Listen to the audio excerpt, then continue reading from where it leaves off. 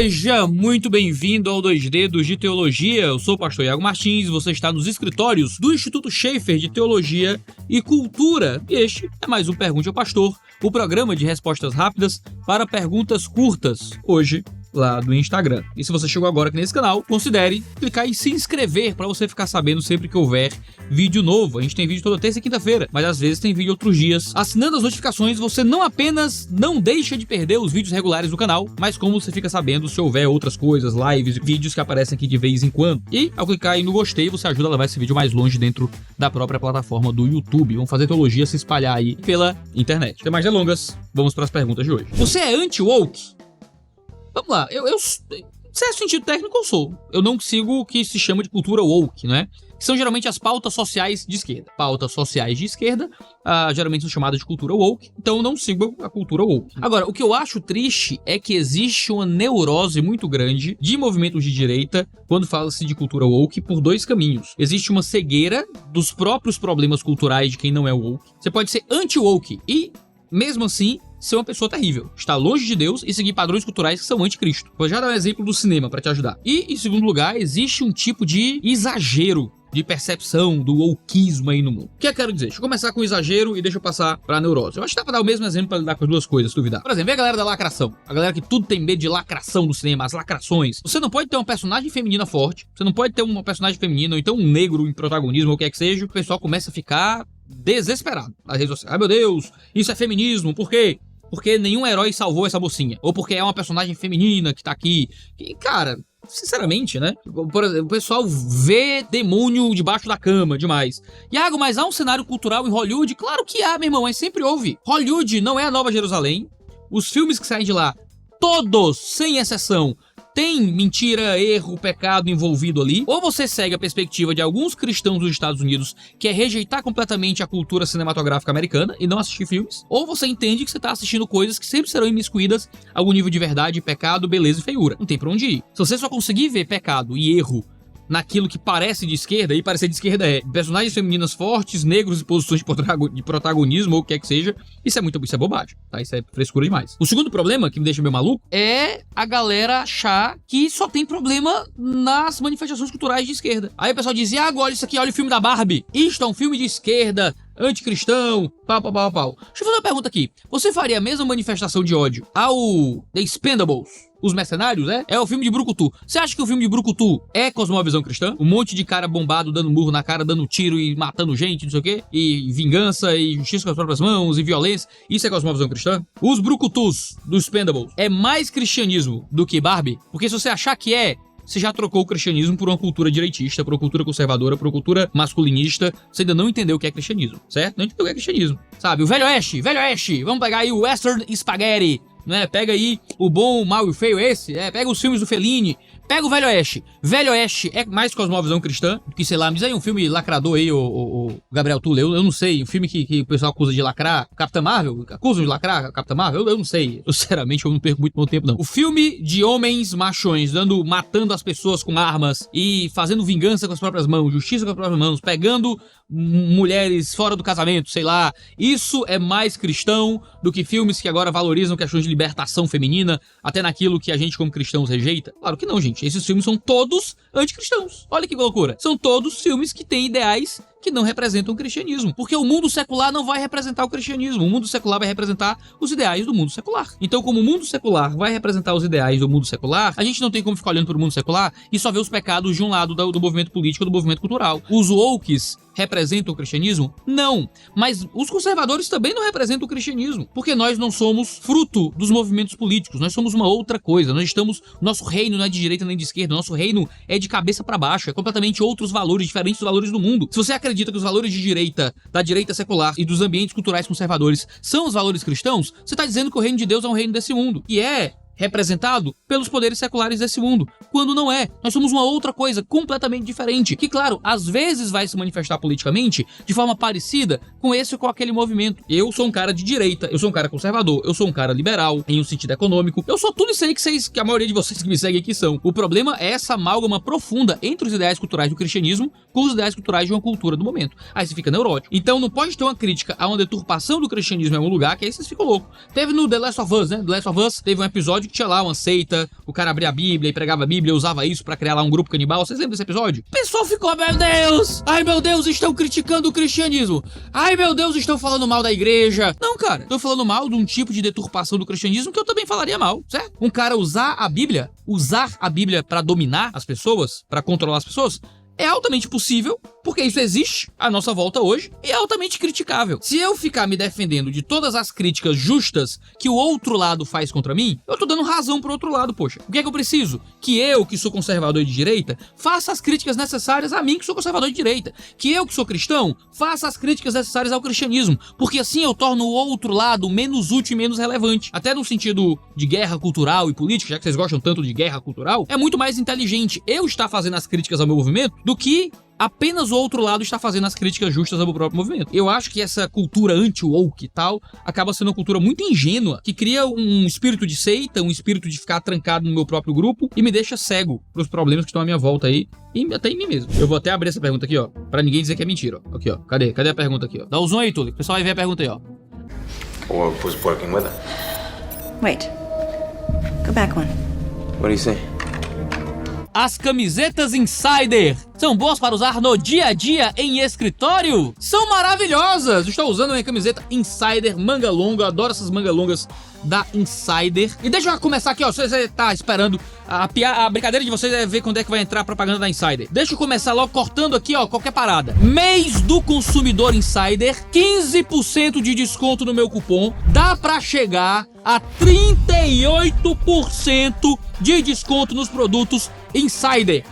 Na Semana do Consumidor Insider, você pode ter finalmente acesso a esta marca feita para o futuro. Insider não é só uma camiseta, a Tech T-Shirt possui uma tecnologia especial que transpira rapidamente o suor, que desamassam sozinhas no corpo. Eu estou lascado porque eu não uso mais nenhuma outra roupa minha, porque quando eu pego a roupa do guarda-roupa e tem que passar, eu não quero mais passar minha roupa, eu pego a Insider, boto no corpo, não dá 10 minutos, a roupa tá, ó, bem ótima pra ser usada. Roupas que evaporam rápido o suor e são ótimas pra você ficar no escritório, pra você andar no parque, pra você ir pra academia, em várias cores, vários tamanhos e até dia 10 de março. Qualquer compra acima de 349 te dá de brinde as Spectrum Low Socks 2.0, que são as meias tecnológicas da Insider. Insider é um investimento de longo prazo porque a cor da roupa não desbota. Eu tenho um monte de roupa preta e tal, que tá tudo fubá, eu não posso pôr pra lavar, que fica fubá. Você fala assim na sua cidade também, fica fubá a roupa? A cor das roupas não sai. O tecido não esgarça. Por serem roupas básicas, não ficam fora de moda. Você paga um valor um pouco mais caro, pagaria numa liquidação de loja por aí, mas eu já vi vários colegas com roupas equivalentes, que a cor saiu, que o tecido ficou folgado, com pouquíssimo tempo de uso. Tenho minhas roupas da Insider já faz bastante tempo e elas continuam iguais, novas. É certamente um investimento que vale a pena e nesse mês do consumidor, os preços estão incomparáveis. Vai no link aqui na descrição e aproveita a sua chance de finalmente entrar na roupa do futuro. Tecnologia Insider pra você aí na descrição. Um dia tiveremos num programa desses de debate teológico? Provavelmente não, porque eu tenho uma visão muito específica sobre debate, tá? Pra mim, debate é discurso formal, é evento com gente, eu faço uma palestra ali, o outro cara faz uma palestra, réplica, tréplica, e assim, pra mim é isso. No dia que me chamarem pro evento, eu já tentei fazer isso algumas vezes, o pessoal fugiu feito umas galinhas, certo? Paulo Cogos, o Conde Buquê, como é que é? Conde não sei o quê, o Carlos Nogué, Caio Fábio, essa galera toda aí que fica me enchendo o saco, chamei, bora, debate formal, pago passagem, vamos lá. Mas se não for assim pra mim, ó, pra mim é bate-boca de quem se impõe mais, tá? Pra mim assim, ó, tem que ter um mediador, aí vai lá, fulaninho, o Iago falo meia hora, 30 minutos, dou meu discurso, fulaninho, meia hora, tal, defende o ponto dele, Iago vai fazer a réplica, vou lá, falo 15 minutos, tréplica, fala 15 minutos, tréplica, fala a tréplica do Iago, eu vou lá, falo, sei lá, 10 minutinhos, o outro lá, tal, mais 10 minutinhos, fez isso? Senta na mesa, perguntas do povo, a gente vai interagindo e conversando ali mais uma hora, sei lá, evento longo, bem feito, organizado, moderador, aí, meu irmão, aí eu debato com todo mundo. Aí, Se for um tema do meu interesse, obviamente, um tema que eu sei desenvolver, que eu sei ensinar, seja a validade do cristianismo, seja sola escritura, né? O que você... Cara, aí é maravilhoso, porque isso é produção de conhecimento. Isso é produção de conhecimento pra edificação de quem nos está ouvindo. Jogar dois caras num podcast desse pra... Discute aí, cara, aí não tem nenhum cabimento. Se é uma conversa de compadres, quando eu sentei com o Pirula, por exemplo, falar sobre fé e ciência, é outra coisa, é um bate-papo. Não debate, é um bate-papo ali de boa, ninguém tá tentando convencer demais ninguém, ou ninguém tá tentando vencer os argumentos do outro. Cada um estabelece o seu ponto ali com tranquilidade, pergunta coisas, concede alguma verdade pro outro lado também. É outro tipo de conversa, tá? Debate é outra coisa, e eu só consigo me enxergar num ambiente como esse, um debate formal, organizado, porque pra mim isso gera conhecimento e informação pras pessoas. Senão vai ser Nando Moura e Paulo Cogos falando sobre o pirata. E aí é isso. Então o Nando Moura com o Nicolas falando inglês lá no Inteligência Limitada. Isso que você fala. Yeah, do you want to talk in English now? Let's speak in English. Okay, let's go to debate in English, so. Okay, We can make it. we can Because make my it. English, you said that is very bad, so let's make it. É isso que vocês querem que eu faça? É esse tipo de ambiente que vocês querem que eu me coloque? Eu acho que isso não é muito útil pro reino de Deus, não, tá? Nem pra geração de conhecimento de quem tá tentando aprender alguma coisa. Mas se tiver um negócio formal, arrumadinho, gostaria de participar de alguns mais. Eu já participei, mas faz muito tempo, e nada disso tá no YouTube. Nada disso foi filmado ou gravado. Já participei de alguns debates assim. Tem um sobre missão integral, que é mais ou menos desse formato, tá por aí na internet. Participei de alguns sobre missão integral, é verdade. Todos que eu participei assim foi sobre missão integral. E se Pôncio Pilatos tivesse inocentado Jesus, como seria a propiciação? Macho, se vaca voasse, chovia leite. A gente, mas se tivesse, não foi. Então vamos preocupar com o que foi? Porque o que foi já dá muito trabalho já. É normal uma cobrança de santidade a mais por ser do ministério de louvor? Perguntinha engraçada. É normal que lideranças precisem ser aquilo que todo cristão deveria ser, mas que nem todo cristão é. Se você é um líder na igreja, você tá na posição de influência, tá na posição de modelo, as pessoas estão olhando pra você. É normal que seja cobrado que você tenha um tipo de comportamento exemplar. O comportamento que todo cristão deveria estar tendo na sua vida. Não um tipo de santidade diferente daquela que é cobrada na escritura, mas a mesma santidade que a gente encontra ser cobrada na escritura, mas que infelizmente nem todo cristão é apto para estar ali. Por isso que quando a Bíblia fala de pastores, de diáconos, de diaconisas, a escritura fala que são pessoas que têm determinado comportamento, que é obrigado que eles tenham, precisam ser aptos para o ministério. Se eles não têm aquele comportamento específico, não deveriam estar em posição de liderança. Pastor, o que fazer quando não se sente mais vontade de ler, orar e ir para os cultos? Fazer tudo isso sem ter vontade. A gente superestima as nossas vontades, trata a nossa vontade como se fosse mais importante do que realmente é, certo? Nossas vontades importam muito pouco comparado com aquilo que a gente precisa estar fazendo. Mas a gente tem que educar e trabalhar as nossas vontades. Então, não tenho vontade de orar, vou orar. E vou pedir para ter vontade. Não tenho vontade de ler a Bíblia? Vou ler para que isso desenvolva a minha vontade. Não tenho vontade de ir pro culto? Vou pro culto, e nos cultos vou trabalhar para que isso eduque e transforme aquilo que eu quero, e vou olhar pro meu coração para entender o que é que tá tirando de mim a vontade de participar da vida do reino de Deus. Conselho para quem quer produzir obras teológicas. Vou dar um conselho de ouro aqui, tá? Que eu demorei um tempo para chegar a essa conclusão, mas eu acho que é a melhor dica que eu posso dar no momento. Se quer produzir obras teológicas, produza pequenos materiais para a sua comunidade, certo? Vamos começar aqui. Produza pequenos materiais para a sua comunidade. Então produza material para o encontro de homens, materiais, se você for mulher, para o encontro de mulheres, materiais para os encontros de jovens, seja resumos de livros, sejam materiais de estudo, sejam apostilas. Olha para a tua comunidade local, começa a produzir material para a tua igreja. Se esse material for muito bem aceito, muito bem visto, fizer muito sentido, você pode começar a disponibilizar isso devagarzinho em algum lugar na internet, para os seus amigos, colegas. Você pode começar a levar esse conteúdo para além de você mesmo. Isso tendo uma boa aceitação, talvez seja o caminho de uma publicação. Você escrever mais alguma coisa, escrever algo um pouco mais robusto para então ser publicado. Para mim, hoje, o caminho que eu seguiria se eu começasse hoje a querer escrever seria: vou produzir material para minha própria igreja, isso indo bem, vou produzir material para a internet, isso indo bem, vou produzir material para publicação. Eu acho que esse é o melhor caminho se você está interessado em publicar material teológico para além da sua própria comunidade local, mas sem queimar as etapas necessárias de educação, de aperfeiçoamento, até para você não se frustrar publicando alguma coisa que não vai vender bem, aí você não é mais publicado por ninguém. Infelizmente isso acontece muito. Ou então de ficar levando porta na cara de editora aí com muita frequência e acabar ficando frustrado no processo também, porque ser publicado é caro, é difícil, não remunera muito bem. O ideal é você trabalhar produzindo material para sua própria comunidade. Você edifica a sua igreja, a igreja que Deus te deu para edificar num primeiro momento. E sempre falta muito isso. Imagina, se você tiver as pessoas dedicando suas capacidades teológicas para a sua própria igreja no nível do que dedicaria na internet ou em editoras. Isso é uma coisa fora de série. Eu tenho, por exemplo, na minha igreja, a Renata Veras. A Renata Veras é a nossa diaconisa de mulheres, ela é líder do Ministério de Mulheres, e ela produz para a igreja materiais que poderiam estar sendo publicados por qualquer editora por aí, coisa que seria, editores estariam se estapeando para publicar. Ela escreve, prepara, imprime, as irmãs imprimem lá, e é livro que são usados para serem estudados no Ministério de Mulheres da igreja. Se a Renata Veras criasse um desses grupos de internet de feminilidade bíblica, não sei o que, me pague tanto por mês pra fazer parte da minha incrível comunidade de mulheres incríveis, ela tava rica, tá? Ela tava tranquilamente rica. Mas ela não faz isso. Ela dedica o tempo dela e o serviço dela à produção de conteúdo pras mulheres da comunidade. O Ministério de Mulheres da Maranhão é um negócio fora de série por causa do trabalho da Renata, porque ela decidiu dar do esforço dela pra igreja. Só que muitas vezes a gente não quer fazer isso, né? Nós queremos usar os nossos recursos e as nossas capacidades pra tentar ficar famoso na internet ou pra tentar vender muito livro pra poder estar pregando em conferência ou ganhando dinheiro ou o que é que seja, né? Não que isso seja errado ou desonesto. Eu faço isso, eu publico livro, eu publico coisas na internet, você tá me vendo falar aqui na internet, mas eu lhe garanto que isso é um ministério muito menos acessível para as pessoas do que você tá trabalhando com vigor para sua própria igreja. A ideia de você ter alguém trabalhando para sua própria comunidade é muito mais vantajoso para o reino de Deus do que tá tentando fazer coisas aí para quem quer que seja pela internet. Indico que você foque na sua própria comunidade local. Como um pastor deve proceder diante de um membro a favor do aborto e ideologia de gênero? Dentro do ambiente religioso, existe determinado nível de liberdade política, certo?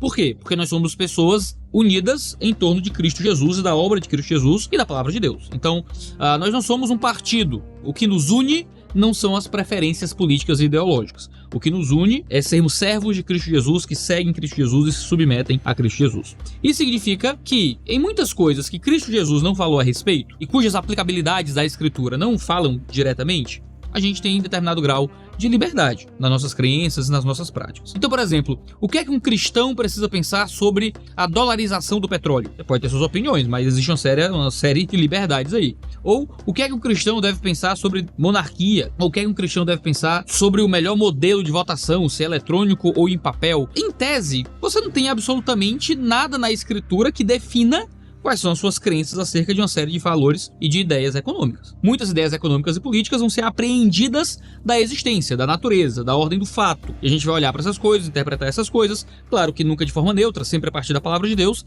mas existe um certo grau de liberdade no que arremete a muitas coisas. Existe aquilo onde há uma liberdade quase que absoluta dentro da igreja e que você vai aceitar pessoas das visões mais diferentes, mais opostas. Algumas coisas vão se aproximando um pouco mais da ordem da lei, daquilo que a Escritura estabelece e diz que é certo e que é errado. Outras coisas vão estar diretamente relacionadas com o que diz a palavra de Deus. Quando a gente fala sobre pautas políticas e antropológicas que envolvem aborto e perspectiva de gênero, a gente está lidando diretamente com questões que a palavra de Deus fala a respeito. Não são aplicações, não são especulações, não são desenvolvimentos, é algo que a Escritura fala com clareza. Primeiro, a Escritura fala com clareza que o feto, desde sua concepção, é um ser humano, é um ser vivo que nós tratamos como tal. Ao longo da história do mundo, por muito tempo, crianças, quando eram nascidas, não valiam nada. Crianças eram rejeitadas e jogadas no alto de monturo de lixo flamejante no Império Romano, por exemplo. Foi o cristianismo quem fez com que o bebê tivesse vida e valor diante dos ideais greco-romanos, quando isso ainda não existia. Tem até um texto famoso, que é a Epístola a Diogneto. É certamente meu documento do cristianismo primitivo favorito, em que alguém escrevendo esse Diogneto, falando sobre os cristãos, diz: eles se casam, como todo mundo, e têm filhos, mas não destroem a sua prole. Isso era um distintivo dos cristãos no período primitivo. Ora, talvez o primeiro grande documento que protegia crianças no mundo antigo foi o Código de Justiniano, onde o aborto era equiparado a assassinato. Tem um livro de um cara chamado George Grant, Third Time Around. É esse o título? Acho que é esse o título. Ele vai argumentar que antes do crescimento do cristianismo no mundo europeu, antes da influência cristã medieval, o aborto, o infanticídio, o desamparo infantil, o abandono de crianças fazia parte da vida cotidiana da Europa. Esse novo e notável consenso a favor da vida foi fruto da influência do cristianismo. Ora, pensa nos cemitérios que ficavam perto dos templos de Baal e de Astarote no mundo antigo, onde havia cemitérios cheios de crianças que eram sacrificadas em nome desses deuses. A ideia de você assassinar conscientemente uma criança a um deus faz parte do mundo romano antigo. Foi o cristianismo quem mudou essa realidade, dando valor à vida infantil, porque isso vem diretamente das nossas compreensões da palavra de Deus. Então, por que é que nós somos contra o aborto? Porque nós cremos na Escritura num primeiro momento. Agora, se nós não tivéssemos a Escritura, o simples ideal de humanidade já nos deveria levar, não é, a esse tipo de compreensão. Quando a gente fala sobre gênero, estamos falando a mesma coisa. Acreditamos que nós temos uma sexualidade biológica e que nós deveríamos nos manifestar psicologicamente a favor da sexualidade biológica. Que manifestar-se psicologicamente de uma forma distinta da nossa sexualidade biológica não representa o padrão de Deus para a humanidade. Por isso que nós não promovemos os ideais e as perspectivas de gênero. Por mais que nós acreditemos, claro, que pessoas que se identificam como trans, como qualquer uma das correntes LGBTQIA+, que se dá na cultura de hoje, devem ser amadas, cuidadas, respeitadas. Ninguém tá dizendo violência, o que é que seja. São pessoas que devem ser tratadas como seres humanos que são conscientes de suas escolhas e de suas autopercepções. Mas dentro das correntes cristãs tradicionais, que é a minha corrente cristã, nós temos uma abordagem antropológica que não aceita as antropologias mais modernas com relação à percepção sexual da humanidade. Então como é que uma igreja lida com isso? Como é que um pastor lida com um membro assim? Bom, você não tá falando diretamente de uma questão política, não é? Que tem certo grau de liberdade. Você tá lidando com uma questão que vai diretamente em oposição a ideais muito claros do que é o cristianismo tradicional. E por isso, a igreja teria toda a autoridade possível para lidar com esse irmão, pastorear esse irmão, corrigir esse irmão, lidar com os ideais políticos e sociais desse irmão, ao ponto de que se ele não rejeitar os próprios ideais, de ser o quê? Pró-aborto,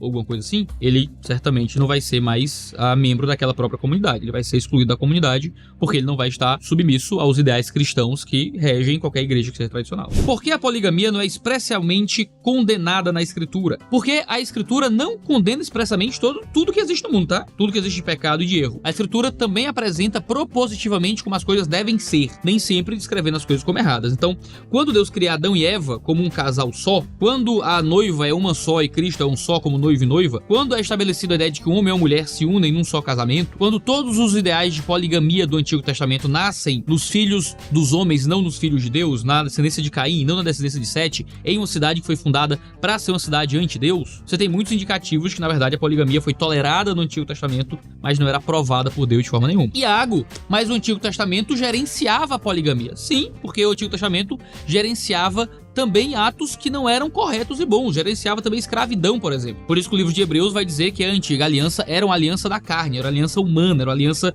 que Deus fez com os homens que estão debaixo de um contexto de pecaminosidade também. Não era a nova aliança que representa o padrão absoluto e total de Deus para o seu povo no Novo Testamento. Então você não pode se basear por aquilo que é gerenciado no Antigo Testamento para dizer qual é o padrão maior da moral de Deus para o mundo. Nós precisamos de uma nova aliança por isso, porque a antiga aliança não era o suficiente. Esse é o Pergunte ao Pastor de hoje. A gente tem vídeo toda terça e quinta-feira, então não deixe de se inscrever no canal, assinar as notificações para você estar com a gente sempre que houver vídeo novo. Não perde as oportunidades do mês do consumidor Insider no link que tá aí na descrição. Os preços certamente estão fora de série. Um cheiro no seu cangote e até a próxima.